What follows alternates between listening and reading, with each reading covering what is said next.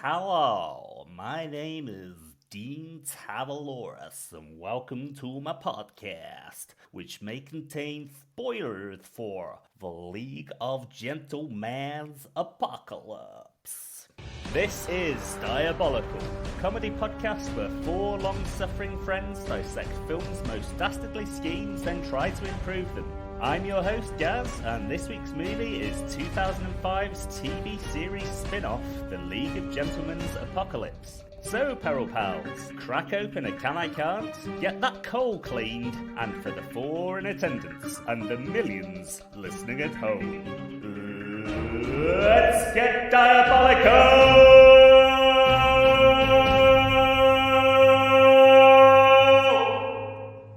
Hello and welcome to this week's pod. Joining me are the panel of peril who will compete at the show's close to see who can improve the villainous plan of the week the best to earn points for our Season 2 leaderboard.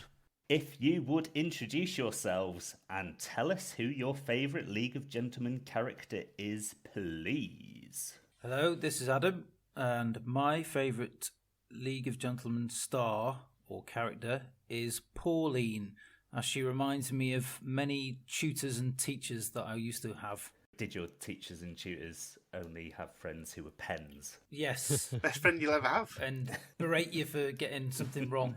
So Friends. Pens! Pens can be friends. Hello, I'm Lord Manly Supreme. And before this rewatch, my favourite League of Gentlemen character was Les McQueen, the fading 70s singer. Never quite seems to capture his glory days. It's a shit business. But actually, that changed after this rewatch, which I'll explain later, I suppose. Ooh, intriguing. Okay. Craig here, and my favourite League of Gentlemen character is Keith Drop.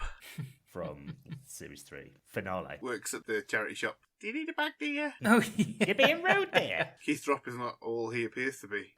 If you haven't seen it, I won't tell you, but you should watch it. Yes, indeed. It's quite the quite the twist. Good luck finding it. And my favourite character, besides Dean Tavaloris, is another character in Series 3. It's a character Mark Gatiss played. I don't think he's named. He's just a strange, elderly gentleman with greasy hair, standing with a clipboard, asking random female passers-by, "Excuse me, madam, would you like your breast pinched?" Over and over again. And then they say no, and he goes, "Okay, no." And he ticks on his no. Good stuff. I also really like, is the vicar called Bernice. Bernice. Bernice, yeah. She's very funny. She's based on the agony aunt that used to be on This Morning, wasn't it? Claire Rayner? No, what was her name? Denise something or other. You know, she had big curly grey hair. She's based on her, apparently. I also have a soft spot for the mayor of Royston Vasey and his one opportunity to not ruin his TV appearance. Yeah. Doesn't swear all the way through it, and they thank him at the end. He says, "It's a fucking pleasure." And just stares straight into the camera. It's played by Roy Chubby Brown, of course. The town itself is his real name, of course, Royston Vasey.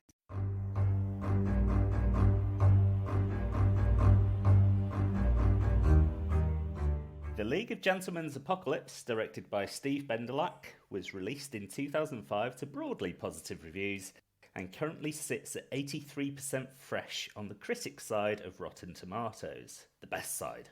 But what happened in that far-off fabled year, I hear you cradle? Well, I'll tell you now.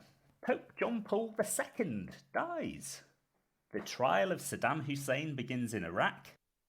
The Xbox 360 is released. Angela Merkel assumes the office of Chancellor in Germany. And Prince Charles marries Camilla Parker Bowles in a civil ceremony at Windsor's Guildhall. Also released at the movies were Christopher Nolan's Batman Begins, Steven Spielberg's War of the Worlds, Star Wars Episode 3 Revenge of the Sith, George A. Romero's Land of the Dead, and Park Chan-wook's Lady Vengeance. That's a pretty good year for film, I'd say. Mm-hmm. Nestled nicely amongst that little lot was this week's movie. Spinning the inhabitants of the fictional town of Royston Vasey off and onto the big screen, Apocalypse is nothing if not ambitious. Taking place in Royston Vasey, the real world of League creators / actors Reece Shearsmith, Steve Pemberton, Mark Gatiss and Jeremy Dyson, and new work-in-progress fantasy world of the King's Evil, Apocalypse is a tale of worlds colliding. When lovable loser Geoff Tipps, dodgy butcher Hilary Briss, and German pedo Herr Lipp escape Vasey to beg their creators to continue writing the story of their lives, they're met with force by Dr. Erasmus Pea, Sir Nicholas Sheet Lightning, Lemuel Blizzard, and Father Halfheart, who seek to capture the creators for their own nefarious ends. It's not an easy concept to explain in synopsis, as you probably deduced from that. But what did everybody think of the movie? I love it. I love that it's high concept and they reference what you usually get from a TV sitcom spin-off when the Vasey characters try to pitch ideas for movies they could be in, such as the characters from Vasey go on holiday to Spain. Yeah. They don't speak the lingo. Yeah. Yeah. That was a Are You Being Served episode, wasn't it? Yeah. Oh, film, was it? Yeah. Yeah, I think there's a few that did I that. think on the buses, I think it was Are You Being Served? Oh, you being served? Went on holiday to Spain, yeah. Yeah, everyone loved about that, the fact that it was in a shop, and then the film was, none of them were in a shop.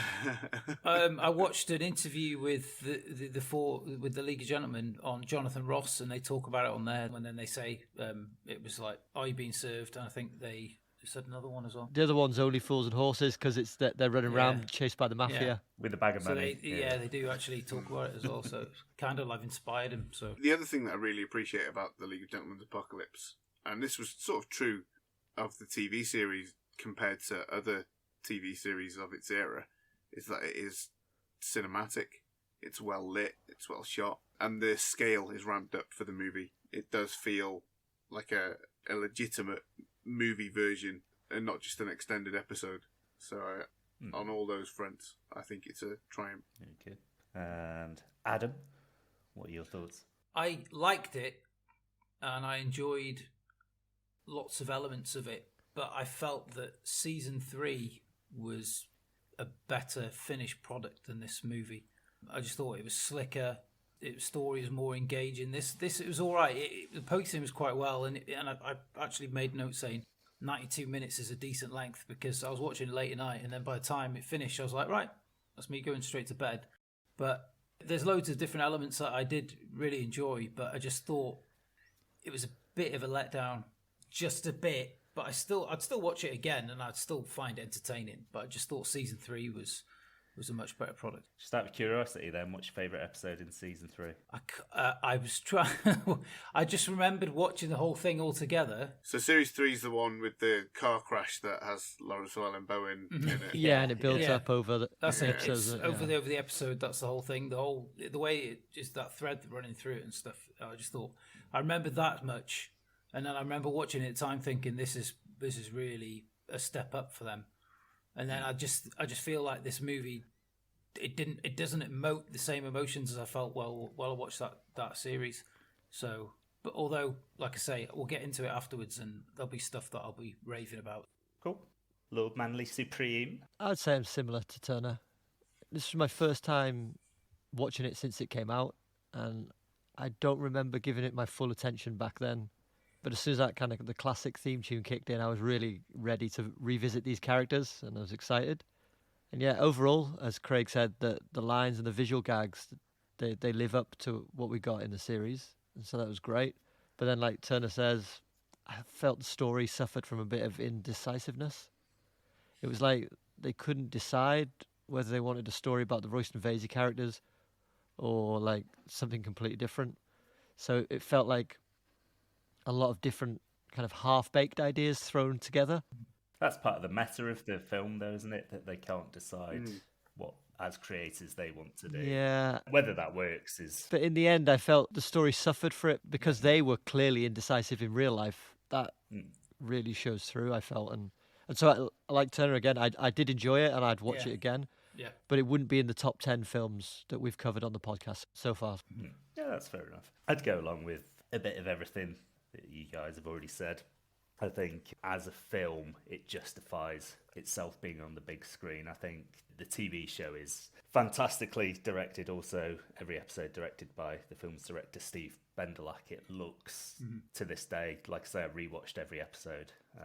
It still looks absolutely fantastic. Sort of gritty northern drama look.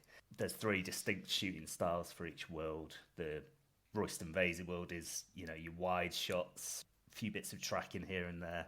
The real world, our world, is mainly handheld camera. And then the King's Evil, there's a lot of smooth dolly shots, presumably to emulate Steadicam. So I think that's very clever to give each their own distinct look. One particular dolly shot, of course. Which one now? Where it dollies over to Simon Pegg and Peter Kay. Yeah. Do you remember their character names, by the way? No. Simon Pigg and Peter Cow. Yeah, that's right. Simon Pegg plays Peter Cow, and Peter Kay plays Simon Pigg. Yeah. Is Peter Kay the arse? No, it's Simon Pegg. No, Simon Pegg is. Yeah. Yeah, okay, Peter Kay's the arm. Yeah, it's great. Yeah, so as a fan of the show, I think it's fantastic. The meta narrative of it, with them trying to create a new script, trying to potentially kill off their old characters and come up with something new. I think it's very successful, not just thrown together in an elongated episode of the show, but trying something quite different, quite ambitious in terms of effects as well. The stop motion Jason and the Argonaut style effects for That's great. the 2 homunculi. Yeah, I'm a big fan. What's an homunculus? I also really love that there were obviously a lot of popular catchphrase characters on the League of Gentlemen, and they're the ones that you see right at the start mainly, Edward and Tubbs and Papa Lazarou. But I love that they chose for the main characters who had room to grow, and I really love the arcs that these characters have in this film, especially Herr Lipp. I think it's genuinely quite moving. A bit odd, though, isn't it? Walking off with 2 little kids at the end. He definitely is a child murdering paedophile. Yes, yeah. Is he also definitely a vampire? Because is that canon as well? I can't quite remember where that falls, whether it's canon or not. But no, I think that's the whole point of free will, isn't it? And so he is different at the end. Yeah. Yeah. But yeah, that's what I was saying about my favourite character. My new favourite character is Geoff Tipps. Geoff's the best. Yeah. All the best lines are his. I loved him from the series anyway, but I always had a soft spot for Les McQueen. But after watching the film again, I thought, Geoff Tipps, what a character. Is the first thing we see Geoff do when he pretends to kill himself in the toilets? Is that the first Geoff episode? First or second? It's early, isn't it? Yeah, it's funny how much he changed from series 1 to the film, because he's like genuinely quite unlikable, funnily unlikable. Just like slagging Steve Pemberton's character's fiance off, and like you say, pretending to kill himself in a pub toilet. Yeah. And now he's just sort of a lovable buffoon by the time we get to the film, isn't he? Yeah. But he was based on a character that the writers were in a restaurant and they overheard a guy trying to tell a joke to his friends, but kept getting interrupted. So that's the sketch where he draws the gun on them. That was how they devised the character, the Mau Mau joke. Imagine that, 3 grapes up your arse. Grapes are only really small, though, aren't they? Oh, you've heard it.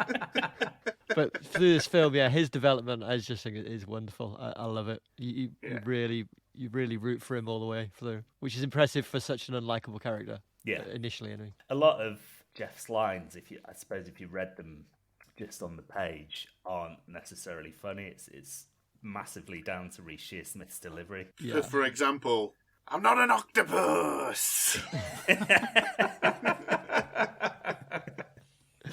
Yeah. I always think of Reece Shearsmith in terms of delivering a line that isn't funny on paper, but is when he delivers it. Is when he guest starred on Spaced, and I can't remember what it is that Simon Pegg and Nick Frost say to him at Robot Wars.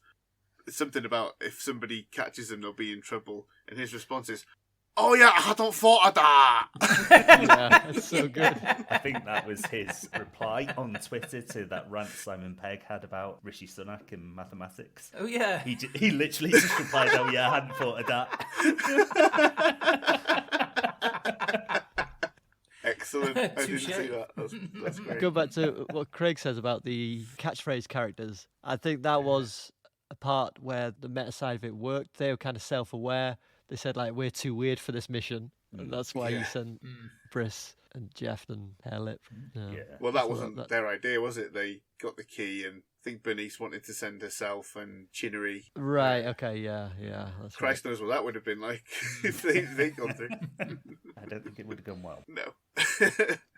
One of my favourite gags that recurs is, I think it's the first thing in the film, the dramatic sort of chase style music, which turns out to be Jeremy Dyson, played by Michael Sheen's ringtone on his phone. Yeah. I remember Oh, watching so it good. in the cinema at the time, and that got a big laugh from I think it was myself and Craig who went to see it, and it just instantly sets you up. Simple yet clever. Yeah, and I think that was the first time that I had seen Michael Sheen on screen. I don't remember seeing him in anything before that. Yeah. That's my first note. It just literally says young Michael Sheen. Yeah. Doing it, And he does look like Jeremy Dyson. Yeah. Yes. It does, yeah. Not sure what Jeremy Dyson is up to these days. He wrote ghost stories, didn't he? And then they made the film of it a few years later, and I haven't heard anything from him since. Probably still in a coma. He's in this, isn't he? He pops up in the hospital at the end. Yes. Blinking, you miss it. As a porter or something like that. Oh, is he? Yeah. Okay. During the course of the series, he doubles as Geoff for Reece Shearsmith quite a lot. Yeah. Because when he puts the Geoff prosthetics on, he looks exactly like Reece Shearsmith. And strangely enough, Reece Shearsmith can't drive. So if there's any scenes that actually require him to drive, they'll either Push the literally car. just have him pushing the brake, and rolling in and pushing the brake, or if he has to drive it on screen, it'll be Jeremy Dyson dressed as Reece Shearsmith driving the car. I always thought it was quite unusual for performers to drive anyway. I thought they usually put the car on the back of a little flatbed truck. And a little dolly or something. And yeah. Like, if they need dialogue, right? But I mean, if it's, you just want a shot of him pulling out. yeah, good point. I think, does he not drive in Inside Number 9? Picturing an episode where he drives up to a house in Inside Number 9. He might drive by now, no? Maybe. He's in his 50s now, isn't he? So. He might have got his fucking time to learn and then gone and learn. Dylan and I watched the live Halloween special of Inside Number 9 a couple of hours ago because he didn't want to watch it on his own. He was freaking out too much. He got about 10 minutes into it last night when the camera starts panning across the studio and it's empty, and he was just like, nope. Yeah. Do you call him a fanny? No. So I was just going to, and this probably derail the conversation a little bit, but this film with its very meta story has got me wondering what films have kind of addressed or gone for a kind of meta style and worked really well. Matrix Resurrections. Yeah. I haven't seen that, but I thought Monty Python Holy Grail does it better, I thought. Yes. Oh, with the historian. Yeah. Yeah. I don't know. I also thought Adaptation does it better. Yeah, it's a difficult one, though, isn't it? Because with like Monty Python the series and with League of Gentlemen, there's loads of characters and scenes where there's catchphrases and memorable sequences and stuff like that. But then they move over to the film. Monty Python's got that again, but it sets up whole new ones. Whereas this one, there's bits in it that are quotable, but I think the Holy Grail does it better than League of Gentlemen did it. But I mean, I don't think that's surprising anybody, to be honest. What's your favourite quote from Holy Grail? What he says about biting his legs off when he's had all his limbs cut off. The Black Knight. Come over here, yeah. Come here, I'll still bite your bloody legs off. My favourite, and I say this all the time, or a variation of it, depending on if anybody gives me any information about anything, I do a variation of, how do you know so much about swallows? Have to know these things when you're a king, you know. I like, who are you who is so wise in the ways of science? What is your favourite colour? Red, no blue. Ah! I like just the way Michael Palin is gurning as he screams, burn her, during the witch floating scene. And what also floats? What? Very good. I was watching, as we were talking about Holy Grail, I was watching a George Harrison documentary this week, and they were saying about the life of Brian, and it had John Cleese on a chat show with this God botherer, and They were basically saying, "Oh, you're mocking Christ" and stuff like that, and they were defending that. And I guess maybe back then there wasn't any sort of conversations about it, but now I suppose if this League of Gentlemen film was to come out again now, there might be a bit more people saying, "Oh, you're mocking certain minorities and stuff like that." I don't know. I think there would be, but I personally don't think there's an issue with it for that reason, but I think people could take it the wrong way. There's been a backlash about Papa Lazaru's blackface. Papa Lazaru, I'd say stuff about maybe transgender and... Oh, yeah, with the taxi driver. They dialed Barbara all the way back for the reunion specials, didn't they? Yeah. Did they? I felt like they kind of went with it. I remember watching it thinking, oh, I'm kind of surprised they kept Barbara in. No, well, they kept her in, but I mean, in terms of laughing at her, it was more laughing with her. I think she was more cracking jokes rather than being the butt of the joke, if I remember rightly. Because she had the op, maybe didn't she? you're But then it was Chinnery, wasn't it, that did the... Was it Chinnery that did the op, and he bodged it, and she didn't know what she was when she came out. So I was like, yeah. But personally, I can look at it like Papa Lazaru and the men dressed as women and stuff like that, and not feel like it's punching down, as they say these days. Yeah, but that's your perspective from a position of privilege, isn't it? So you can't really be the one to judge that. I know, but probably the people allowed us to, on the whole topic would probably be not people that are affected by it. That is usually the way, isn't it? Yeah. It's just crazy, yeah. I mean, to me, it's quite apparent that Papa Lazaru isn't meant to be a blackface joke of black people. If anything, travellers should be offended by Papa Lazaru. Yeah. Selling pegs and three-legged dog. Yeah, and... many wives. Yeah. No, it's supposed to be his skin, isn't it, that blackface? That's his actual... He's just a freak. Yeah. Because he puts makeup on, doesn't he, at some point? Yeah. But then you see the white neck. And he's got white hands as well, isn't he? Yeah, it's just his face that's supposed to be like that, because when he becomes Keith Drop in Series 3, he's applying makeup over the top of his... Yeah, I do remember that, but yeah. But like Craig says, it's all very well for us to say that if you're offended by it. Yeah. That's fair enough. Yeah. I'm not going to tell you not to be. No, I know, yeah. What was your favourite of the three worlds? Did you have a favourite? What was it and why? I got to say, when I first saw this, when it came out, I was not a fan of the world and characters of the King's Evil. I thought, oh, this is weird and it's unfamiliar.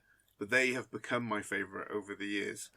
I think that's such an interesting concept, and I'd love to see them revisit it and go back and do more of that stuff. I loved on Inside Number 9 when they did the Witchfinder episode. They write that kind of period of history very well, and I that's my favourite in the movie. Helped obviously by the presence of David Warner, who I think we all love. When he comes on, it ratchets it up the class a hell of a lot, isn't it? Really. You can imagine. I don't know if he hadn't been cast, but as soon as the presence he brings to the whole movie after that point when he is introduced is brilliant. Yeah, I totally agree with you. I think that the King's Evil world is like the big turning point. That's the bit where they go, right, okay, this is a movie now. So you can tell there's a bit more money's gone into those sequences and stuff, I think.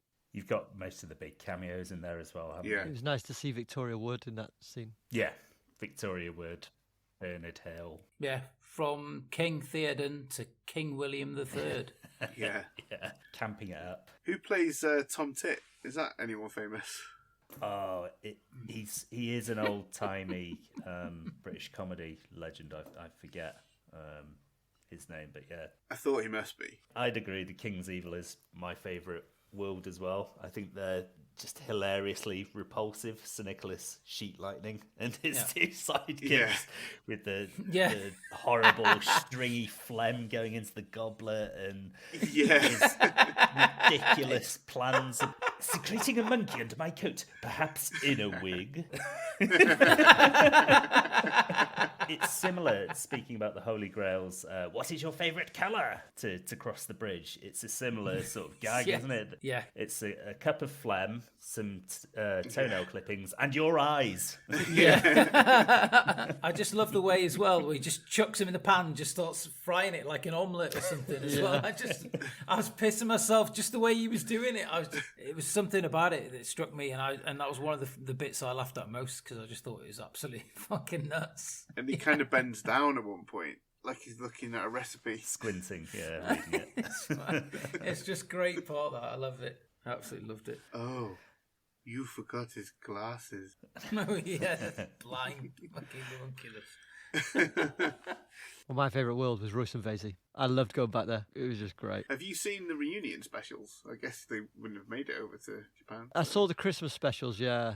They did in like 2017. Yeah, a couple of years back. Yeah, I saw those, yeah. I didn't like them the first time round, but having rewatched them in the last couple of weeks, I really enjoyed them this time, actually. I think I was expecting something quite different than what they delivered. But it really worked as a comment on leaving your old things behind and forging ahead with something new. Right. Yeah, I thought it worked quite well. Yeah, I thought at the time, and I haven't seen it for a good few years, but I remember thinking at the time, this is kind of what they were trying to do with the film, but never quite got it in the film. I think they just did a much more polished job the second time around. Possibly that comes with age and wisdom and having gone their separate ways and done different things. Mark Gatiss moving on to Sherlock. Yeah, just I think having that gap, that kind of breathing space and going back to it, I think it worked. It's mad to think as well. It all started in 1999, and then by 2005 it was all done on TV. Yeah, for me, I thought that's quite a short time. Yeah, from the TV series into the film, I know they've done live tours since and stuff like that, and a few bits and bobs. But I thought for the main body of work, I thought, wow, because I thought it was stretched out over a bit longer time than that. Not much longer, but I thought it's still quite short. It is short, yeah. So I was quite impressed. I thought they sewed it all up, I think, by the TV series by 2002, and they said on the interview I watched the other night, when that finished, they were already writing the film. So I was like, wow, that's pretty impressive, because they must have had something in mind for it straight away and thinking, we can't do this forever. Let's get it done and the best bits out of the way, and then we'll concentrate on other stuff. We saw them live. You were meant to see them live with us. Oh, yeah. Oh, yeah. That was a while ago, wasn't it? Now I remember. Yeah, it was. Venue Cymru. Two brilliant things I remember about it. They got heckled and Steve Pemberton shouted, "Save your breath, love. You'll need it to blow up your girlfriend when you get home." And at the intermission, they played some answering machine tapes. And it's like, "Hello, love. Thanks for the flowers. You're a good woman and a big woman." Oh, she's big. She's big, but she's not in. Whenever I get someone's answer phone, that is the message I leave them. That or the ones from the cable guy. Oh, shit. So, what was everybody's favourite scenes, moments, lines? Anything special to mention? The things I like, I'll just read them because they're quite short. Big Key. Yeah, that's amazing. Papa Lazarou hairball. Brown fish cakes. I made a little brown fish. She goes, "Oh, made some fish cakes for you. What kind of fish?" Brown. Oh, lovely. Pissing myself. And then my favourite visual gag, the Overlooked Hotel. That's a good one. I loved the opening homage to Die Hard. Off the cliff. Yeah, Jeremy Dyson fall off the cliff. It was brilliant. Yeah. I loved the general concept. I think when we first enter Royston Vasey in the series, we see like a real world person kind of going into this odd world. And like the concept of the film, I thought was clever, was it reverses that. We start to see these kind of odd characters going into the real world. So I did like that as a concept. I mentioned earlier the theme tune. Absolutely love it. It's so good. Is it Joby Talbot who wrote it? Joby Talbot, yeah. Amazing. It's perfect. Really is perfect. My favourite scene is Geoff above the door in Tiger Aspect Offices. Have you seen me? Yeah. And then finally, I love Geoff's arc like throughout the film. I just think it's wonderful. And then he gives this beautiful speech about free will and becoming the hero. And then he shoots Mark Gatiss. I'm glad you went first because the pig mask on the ceiling is one of the things that I wrote down.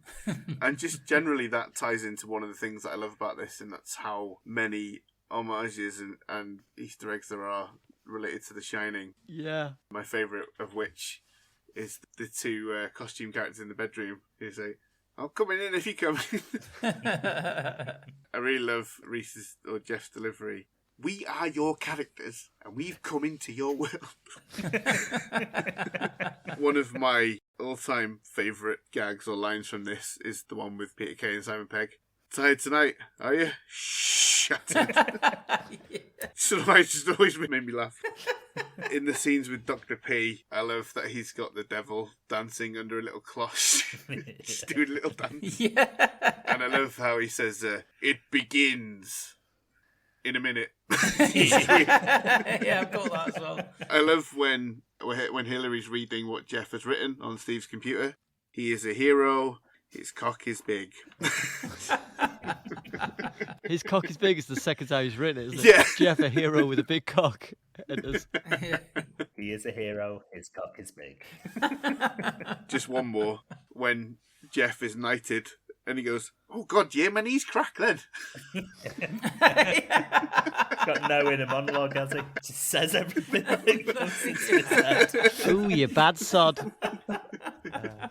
That's a good selection. What are your favourite bits then, Gaz? The fact that Toby Dyson lives in a lighthouse, presumably it's supposed to be on the White Cliffs of Dover, I think is amazingly bizarre with zero explanation given. And then he plunges seemingly to his doom, like Lord Manly Supreme said. I like the reference to Great Expectations when Briss is running across the moors in manacles like Magwitch. Oh, yeah. Trying to cut them off. And then when Geoff comes by in his car and Briss and Herr Lipp get in, first thing Geoff says is, "Oh, brilliant, soaking wet," when they get in. That's just reminded me of another Geoff one that I love. When they get into the real world and they first watch the videotape of the League of Gentlemen and they turn off the tape and he goes, "Oh, that's right, turn it off when I come on." I like in the white room with the flickering light bulb that lets them change universes, and that Geoff and Herr Lipp are trying to escape from Hilary Briss. So Geoff just goes, "Oh, look, there's a load of sausages." In the Tiger Aspect production offices, when Jeff's trying to find something to smash the fire alarm, he says to the lady, "Have you got a spanner or a dildo or something?" There's the line again from Geoff to Victoria Wood's Queen character, when he just leans over to her and says, "Would thee like to see my cock? It's gone bloody massive." When have I been put in?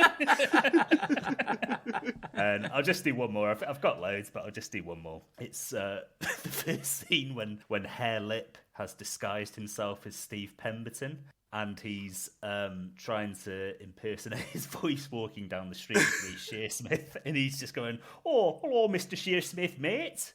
And then he says, "I'd forget my own head if it wasn't fucked on." Another excellent scene that I just realised was on my list, but I didn't mention, was the reveal in the London Eye. Yeah. Briss and Herr Lipp having the argument, and then you see all the other people on the other side. Talk amongst yourselves. Do you reckon that came before Doc Cotton and Jim Branning getting engaged on the London Eye, or after? I don't remember. Oh, I don't know. Maybe they were on the cart below him or something. Could be, yeah. Yeah, they heard that they already had it booked, so they jumped in. Got a twofer. Trying to upstage the League of Gentlemen. Yeah. My favourite line is when Geoff is reading the script on the computer and Steve Pemberton's in the bath, and he's like, "What? You not seen Evil Dead? That bit where twigs are going up a fanny? Brilliant." I mean, Geoff probably had most of the best lines in this film, to be fair. Easy. It's his film. They put me in a box with my coat on. I know it doesn't sound like much when you say it out loud, but if we're going for one that isn't from Geoff, this is probably my favourite. These frescoes speak of a time when the mantle of darkness shall be riven by fire. The turbulent sea shall swallow up the earth, and a giraffe will spunk up over a load of old biddies. I would also like to do a big shout out to the stop motion animation. I know you mentioned it earlier, Gaz. This is the first time I watched the film, I think. I can't remember watching it before. And when the smaller homunculus and then the beast at the end, I was just like, oh, this is modern stop motion animation, apart from obviously fully animated films and stuff. There's an argument to be made that they could use it still. I know it looks a bit more, it's not quite as realistic as it's like CGI and stuff like that, but it's a fucking fantastic art. Have you seen Guillermo del Toro's Pinocchio? No. Yeah, it's really good. It's wonderfully fluid. Is it? Oh, is that stop motion as well? Oh, Yeah. I'll have to give that a whirl. It's really good. But I just think it's absolutely brilliant. I'm obviously a big fan of Harryhausen and things like that. And I remember watching all those movies on like Sunday afternoons normally, wasn't it, and stuff like that. Speaking of the stop motion, the final confrontation between Hilary Briss and the three-headed homunculus is designed and shot to be exactly like a fight scene in Jason and the Argonauts, right down to Mark Gatiss's stabbing upwards motions. Yeah. In the making of, he's trying to get it exactly the same as the actor in Jason and the Argonauts. It's usually where you can tell, isn't it, the interaction between the actors and the whatever they're animating. But I think it looks really good in this. You can tell they spent a lot of time getting that right. That's been sold. That the three-headed homunculus has been sold. Oh, really?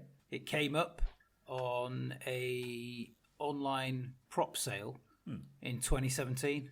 Okay. And it was estimated to go between 1,500 and $2,500, and I think it went for over $3,500 in the end. Seems like a bargain for a piece of work such as that. Seems like a reasonable price to me. Oh yeah, Unless the material had started to degrade or rot away. there was a couple of fingers missing off one of the claws, but other than that, it looked brilliant. There's something else about that final sequence in the making of. They talk about how it was originally supposed to take place on Royston Vasey High Street, with the shops and the notable locations from the series sort of exploding in flames and the ground rupturing, but they said we didn't have anywhere near enough money to do that, so we did it in the church graveyard.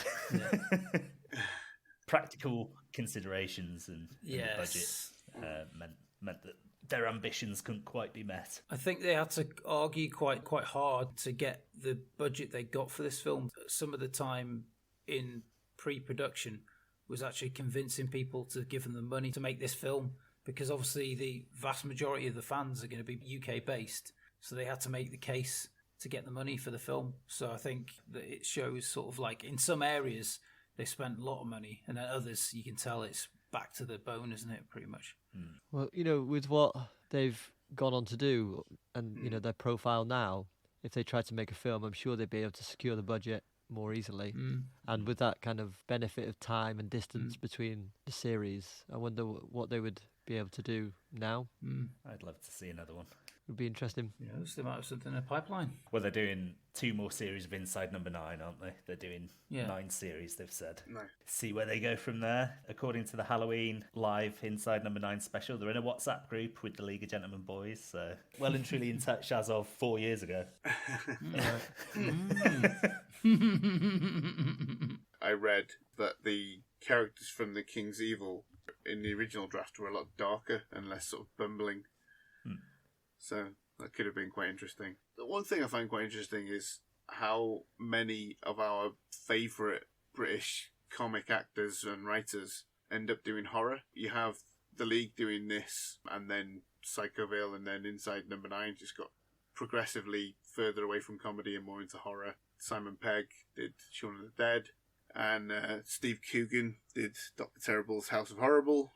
They all seem to be horror fans and end up doing some kind of horror. Gas Merengue. Yeah. It's the best genre, so, they're quite right to. Yeah. I find that increasingly as I get older, that I just get more and more into horror. But it's ripe for parody. Ripe. That as well, yeah. Yeah. And inherently can be funny on its own as well. Yeah. Are we ready to move on to the competition? I am. So am I. Or do we need to comment on the villain plot? Yes, we do. Yes, we do. Broccoli rating and all that. So, what did everybody think of Dr. Erasmus Pea's evil plot? What was it? Dr. Erasmus P's evil plot in the League of Gentlemen's Apocalypse is to seize the creators, being Reece Shearsmith, Steve Pemberton, and Mark Gatiss, and use them to shape the world to his will. Yeah. Presumably, he doesn't state that, but presumably that's what he wants to do. Yeah. That's the one we're going with. Yes. Notionally, it's a brilliant idea, but his execution of it is about as bad as it could be. Yeah. It's poor. Yeah, it's just on a wing and a prayer, isn't it? It's just evolves as he finds out he's a character. Yeah. Then he just goes, I'll make this, I'll do that, and I'll kill him, and then, he's dead. Shit. Hoist by his own petard, of course. Indeed. Yeah. And for those reasons, which I agree with completely, he gets 3 florets of broccoli. That's the same as last week. Was it 3 florets of broccoli last week? Who knows anymore? I haven't been tracking them. What was the film last week? Crouching Tiger. Yeah. Ah, yeah. You look a bit put out there, Craig. Everybody said they liked it. You know what I mean? I remembered. I cared. I'll be honest, I forgot. Remember Chewbacca? It's a lot to keep up with, isn't it? And I'm always thinking about the next one. Like a shark, always going forward. Can't turn around because sharks don't have necks. Exactly. Can sharks look up? They can talk, but they can't swear. Yeah, for my part, Dr. P's plan is the same thing. It's a good goal, but he's not got much of a plan, has he? He kills his sidekicks to make a new homunculus, seemingly on spur of the moment, and it gets defeated quite easily, actually, by Hilary Briss. It doesn't actually do a hell of a lot, does it? No, it just sort of stands there and flies a bit, going, flapping its arms.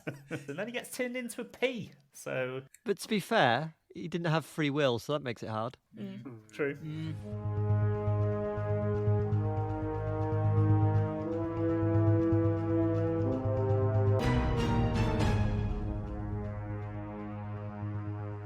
This is the part of the show where the panel of peril compete for the title of this week's Most Diabolical. And with that comes the reward of 2 mega points on our Season 2 leaderboard.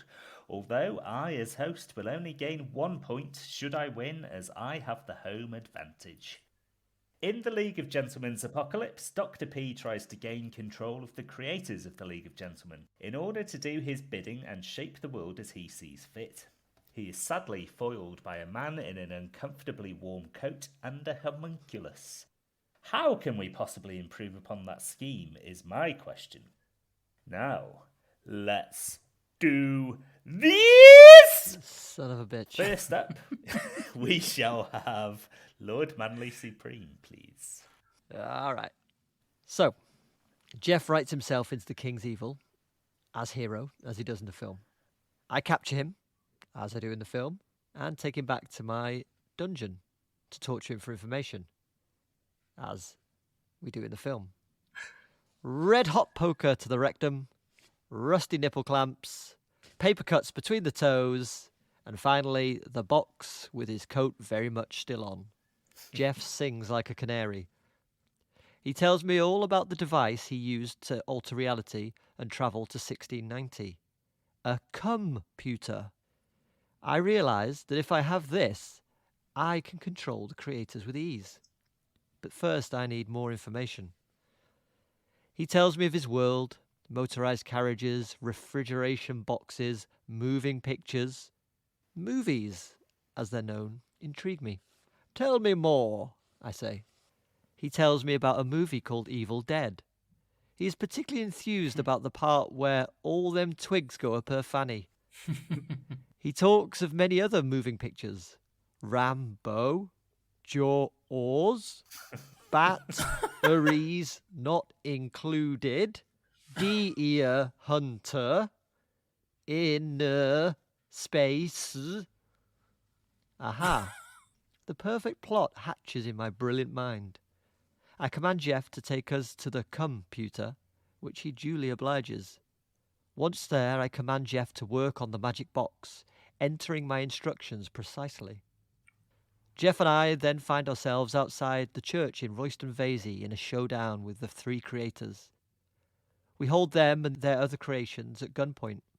Then I take out 3 silver syringes from my pouch and inject the creators one by one. Steve Pemberton rubs the spot the needle entered. Little does he know that Lemuel Blizzard is now travelling through his bloodstream in a tiny steampunk craft. Likewise, Reece Shearsmith now has Father Halfheart coursing through his veins, and Sir Nicholas Sheet Lightning has entered Mark Gatiss unawares. My co-conspirators all head towards the creator's brains. Once in the cerebral cortex, where most information processing in the brain occurs, they place tiny magical devices that give me complete control over the creators. They are now slaves to my will, and I am free to shape the world as I see fit. Which, of course, includes an big homunculus. And big homunculus. Very good. Channeling your inner Dennis Quaid there, eh? Indeed. Very good. And a little bit of Martin Short. Yeah. Mad face. Well, the first question has got to be, how do they get to the computer, which is in the real world, without going through the vestibule in the church? Wizard did it. It's all the same location, isn't it? Isn't there the same church in each world? Isn't that the idea? Yeah. That's the gate, isn't it? That's what I presumed. Yeah. There's a gate in the church in the 1600s as well. Yeah. I think so. Yeah, it's the thing. It's like the It's the fulcrum. Yeah. yeah, it's the thing that ties all the worlds together. So they go through that and they go to whichever world and stuff, don't they? Okay. Who's the homunculus at the end of your plan? Is that Shearsmith, Gatiss and Pemberton? Yeah, he just loves homunculi, so he just creates a giant one. He writes it, gets the creators to create it, and he has it. Okay. He doesn't actually use it for anything because by then he's already got full control. She said Tubbs, Papalazaroo, and Edward together. Yeah. I got one more question, which is about Sheet Lightning and his compadres. Why do they continue to help Dr. P? The only thing they care about is the Protestant king.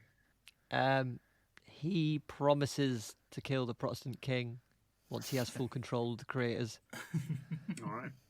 Crosses his heart. He says, "It will be easy to kill the Protestant king once I have control of the creators." And Sir Nicholas Sheet Lightning goes, "Oh yes, rah, rah, rah, rah." And then they get on with it. All right. Well answered. No further questions? Okay, let's move on. I feel I got off quite lightly there. Thank you. Let's move on to Adam. I'm glad you said that. The mysterious Dr. P has powers that many consider unnatural. Is it possible to learn these powers? Not from a Jedi. His knowledge and use of dark magic, or whatever it is terrifying. I'm going to call his power to raise monsters Harryhausenism, an ancient art coveted by many but practiced by few. Dr. P recognises that the population of Royston Vasey has a common ailment plaguing a great number of the inhabitants: poor dental hygiene. Yes, we've all seen it. The tufts of many residents are in shocking condition or missing entirely. While Hilary is fighting the 3-headed homunculus, Dr. P chases a group of residents of the town, slaying them and removing their teeth, which he places in a violet velvet sack around his waist. Returning to the battle, he begins to scatter the collected teeth in a wide circle around the church. As Hilary finally slays the homunculus, as in the film, Dr. P steps in and finishes him off. Once again, confronted by Geoff, Dr. P raises his hands slowly in the air, and the ground where he's scattered the teeth begins to shift. The skeletons begin to emerge. The skeletons attack Geoff and pull him limb from limb. Dr. P enters the church as the skeletons burst through the windows and grab hold of Herr Lipp, who fires off his last shot futilely at the skeletons and secure Gatiss and the others. If Herr Lipp kicks off too much, then he can be gotten rid of. As Dr. P's creations round up the surviving residents, he begins to dictate to Gatiss his vision for the future. One where the residents of Royston Vasey accept him as their new ruler and monarch. Perhaps a new local shop for Tubbs and Edward. Papa Lazarou to have his own wonderful theatre of freaks. The point is, give them what they used to, convince them they need these things, smoke and mirrors to keep them from straying back into thoughts of freedom. And, at the very centre of Newtown, a coliseum where all non-locals will be forced to fight in the arena against more of his homunculi. And they all lived happily ever after. So he gathers teeth. Teeth, yes. And then the skeletons sort of spring forth from the teeth. Yes. Have I understood that correctly? Correct, yes. You know, it would probably be easier than stepping out of the battle to collect teeth from the villagers. He's not in a battle though. When Briss is fighting the homunculus, Yeah. he's buggering about, isn't he? And Briss is like jowling with him. That fight took about 45 seconds, and how long? Yeah, they edited it. They edited it down quite a bit. So Briss was at it for like 15 minutes. Yeah. Nevertheless, let's say for argument's sake, he had enough time to step away from the battle, whether he was in the battle or not, to collect some teeth from the villagers. Yes. Given that the battle takes place in a graveyard, which would be full of skeletons, why would he bother doing that? Well, they're all buried under the ground. He's got to fucking dig up loads of graves. It's a bit of a silly idea there. The skeletons are buried under the ground in Jason the Argonauts, and they all climb their way up. But they're not. They're not in coffins. Yeah, they're not in coffins. No. We get inside a coffin, going, "Help! Let me out! Let me out! I can't get out to stab people." Coffins rot. By the time they're skeletons, the coffin's gone as well. No, not these ones. Not hard oak. Stone. Made of marble. Some of these fucking coffins. Stone sarcophagi. Spared no expense. Yeah, they're surprisingly rich Royston Vasey folk. Yeah. Despite it being grim up north. They're just worried about zombies, that's all it is. That's the only reason they pay for good coffins. Well, in that case, I was trying to help you out, but now I'm with Ben. I don't think you got enough time to collect them teeth. Well, I'm not collecting them. It's Dr. P. You are Dr. P in this scenario. No, I'm not. One of these days, we're going to have to go over the rules of this game again. Nobody's Dr. P. You're Dr. P in most scenarios, to be fair. At some point, let's get together and explain the rules of this game again, so we all get it. No. We'll miss out on a lot of laughs if we understand the rules. Keep going blindly. I'm the narrator. I've just read the plan. That's all. He's just a conduit. I'm not the him. plans flow through him. Just Geoff sat at the computer. Yeah. Okay. Well, let's have Craig's plan. An homunculus. He's so close to getting it. Dr. P's command of the diabolic arts allows him to conjure an abominable creature with the head of a man and two other heads of two other men and the body of a sort of dinosaur or something. However, the heads of Sir Nicholas Sheetlightning, Ponsington Snottington Smythe and Silas Halfheart lack the wit, wisdom or charm to achieve anything other than destruction. The townsfolk of Royston Vasey comprehend that their survival rests on the very antithesis of this, in creation. The League of Gentlemen wish to move on to other projects. At least some of their number do. However, they might find it more difficult to split off into Psychoville and Sherlock if they shared a monstrous body. Take for yourself the heads of the creators and fock them onto one body. The resulting aberration now shares the geeky knowledge of Gatiss, the comic genius of Pemberton, and the silly little voices of Shearsmith. No longer can Reece and Mark piss about while Steve's chained to the desk. They'll all have to sit down and bloody well get on with it. What other choice do they have?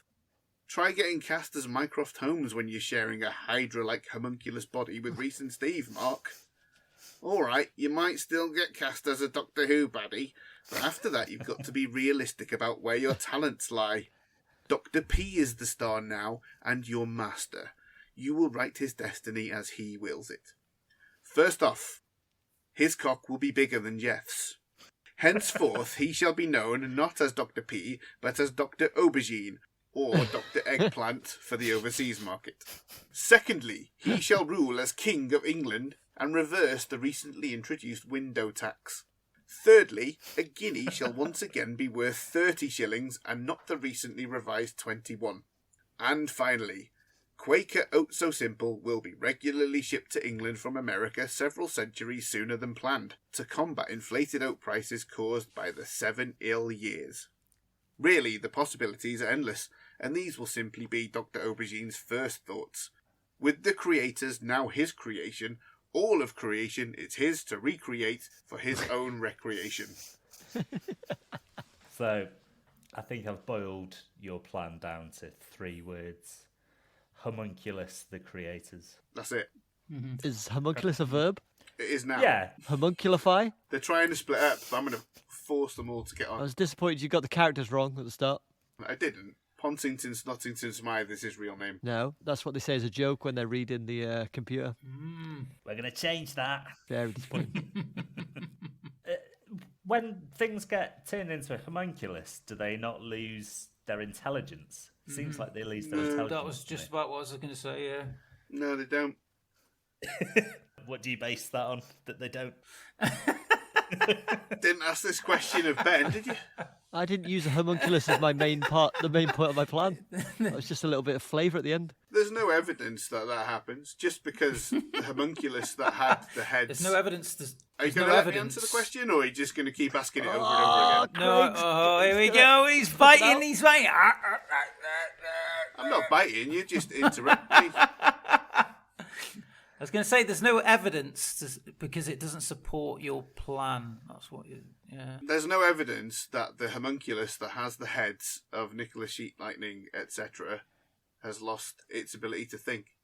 Just because it's snapping at people, that's what they do, because they're all evil. I think they'd probably be a bit more coordinated than that and say, what are we doing up here now? Oh, bloody hell, let's go and squash some people or run away. I didn't say that they could speak, though. If you sit them down at a computer, that homunculus with its 3 heads could still bash out a perfectly good sitcom script. Can't communicate, but they're happy to come up with complex works. Exactly. Like enough monkeys.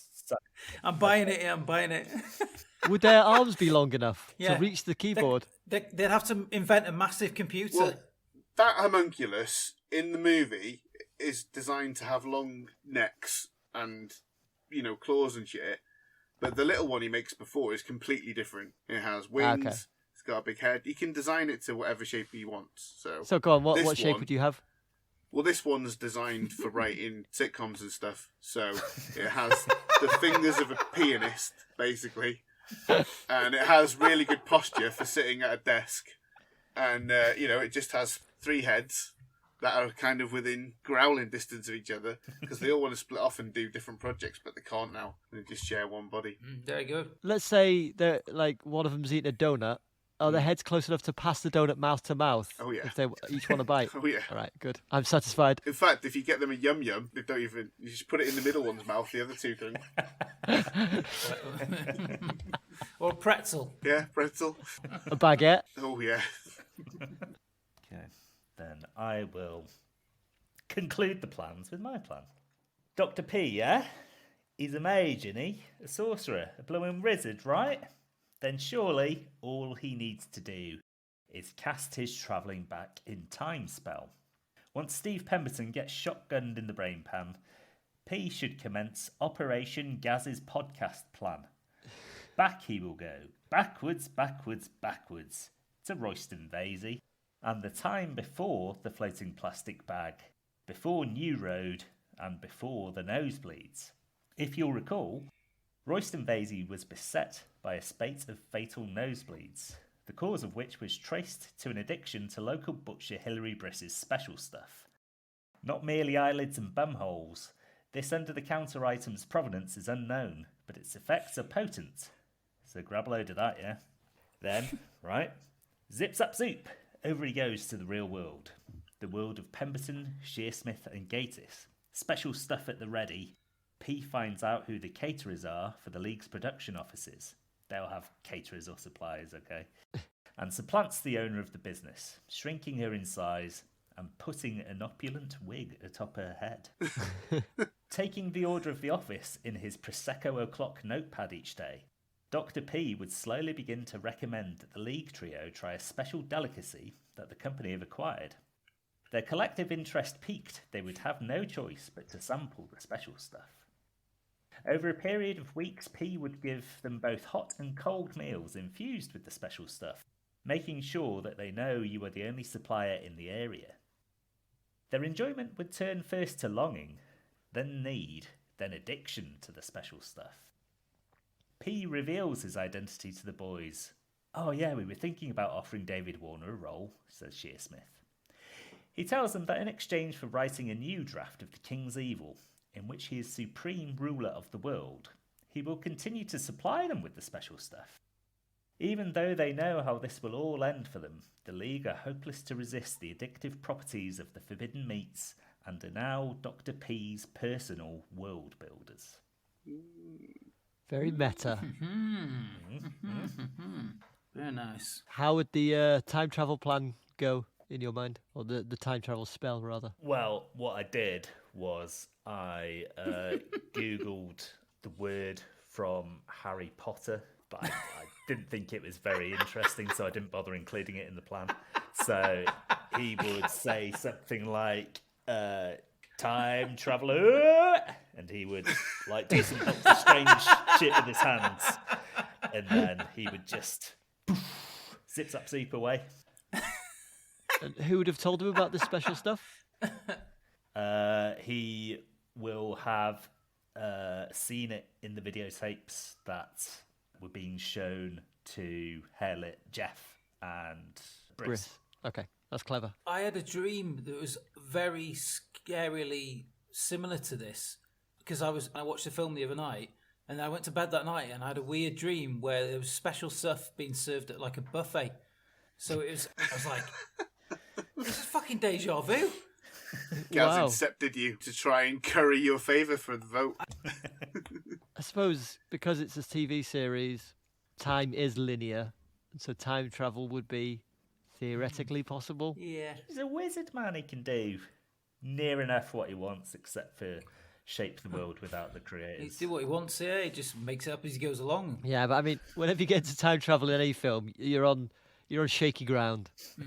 Yeah, it's a big can of worms. I mean, he kind of does travel in time, doesn't he? By going through the Nexus. Yeah. It comes from 1696, probably, to the present-ish. Yeah, okay, fair enough. But it's all the same time, really. It's just a story written at that specific time, isn't it? So it's not really the 1600s. It's just like, do you know what I mean? It's not anywhere. Yeah.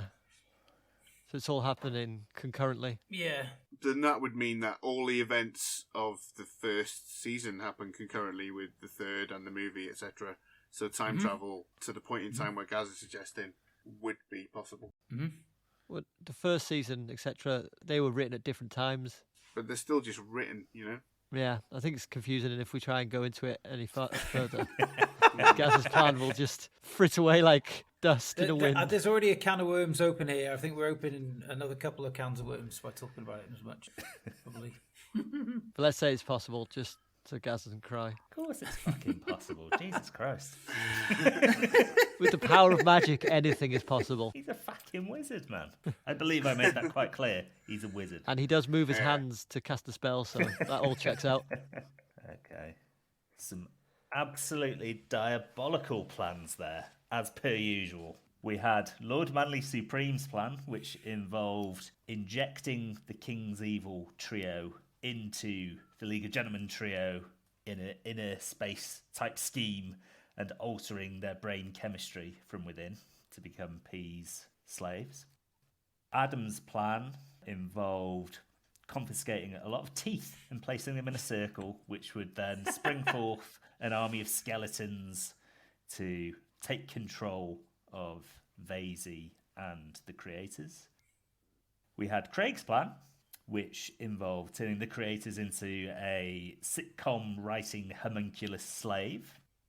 And then we had my plan, which involved time travel to get the League creators addicted to special stuff and become peace slaves.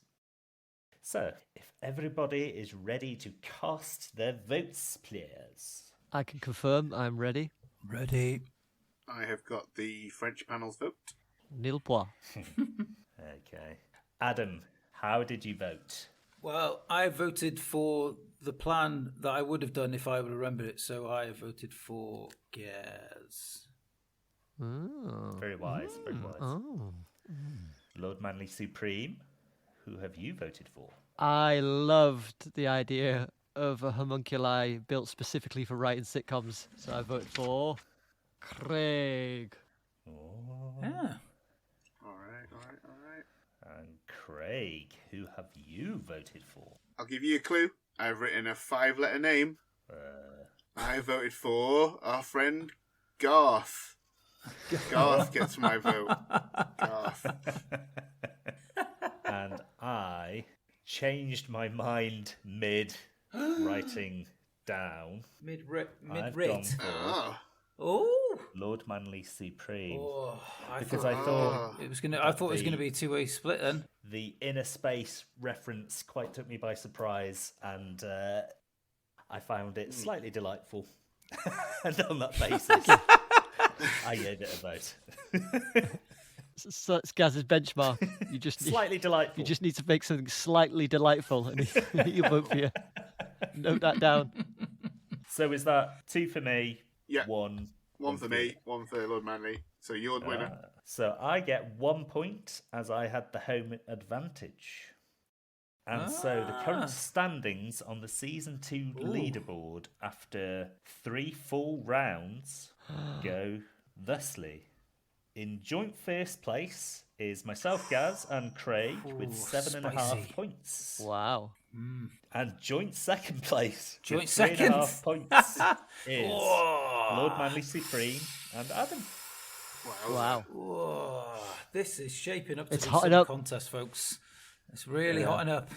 Cat on a hot tin Nail roof. biter. How many two round- how many rounds have we got left this season? 2 rounds left now, isn't it? All right. Have I got that right? Yeah, because there's 4 of us, so there should be 5 rounds. Yes. Well, we've orbited the sun once more, and so Adam will be hosting the podcast next week with his choice of film. Is it a good one, Adam? Or is it shit? Well, I'm fairly confident in my selection, but instead of telling you, I am going to play the theme music via the medium of 8-bit. So prepare yourselves. We are live! hang on a sec. Tonight you're going to meet the man behind a smash success, Chippendale. I love. Are you watching porn? Wait a minute.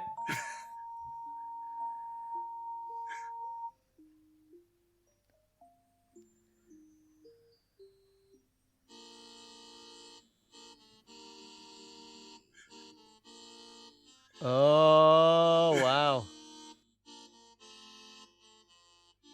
We are going to be watching 1993 Jurassic Park. And that brings us to the end of this week's episode. Thank you very much for listening, and if you like what you hear each week, please follow us, leave a 5-star review on Apple Podcasts, give us 5 stars on Spotify, Google, or wherever you get your podcasts from. Subscribe on YouTube and tell your friends in person and on social media. Word of mouth is the best tool that we have, so please tell your friends about Diabolical. We've had a few reviews on Amazon Music recently, and that's helped our visibility hugely, so just know that it does help. You can follow us on Twitter and Instagram at DiabolicalPod, and next week we'll be back to discuss Jurassic Park, and we hope you'll be back too. Until then, remember, everything will be alright in the end, and if it isn't alright, then it isn't the end.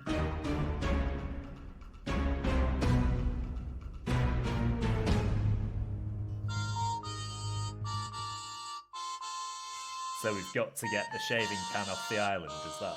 Or we've got to get the embryos off the island. That doesn't have You've to got be to get the the shaving embryos. Okay, It doesn't have to be shaving cream. You've got to get those embryos off the island and survive yourself as well, I'd say, yeah. Get those embryos off the island. You can't just post them via FedEx or anything. Everybody just have a look at Lord Manly Supreme's little face, and I can already tell he's thinking about keistering them. His first thought that popped into his mind.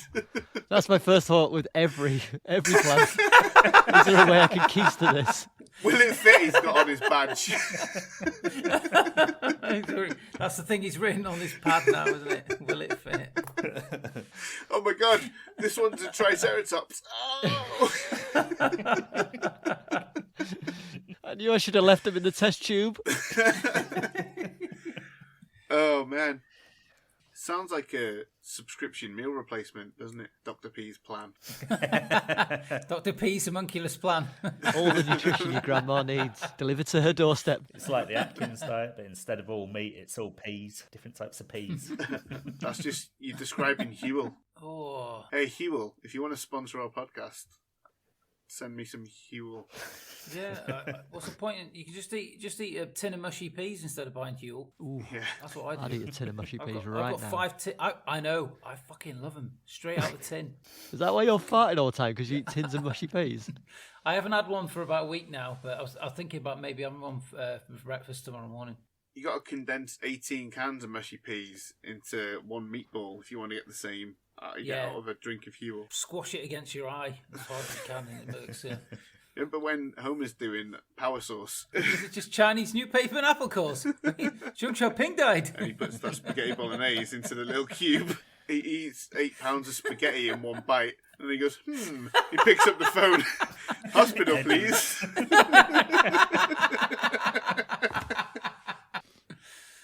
Oh, he loves eggs. Dun dun dun. Dun dun dun. Do, do, do. Dun dun Do, dun do, dun. do, do, do. Dum.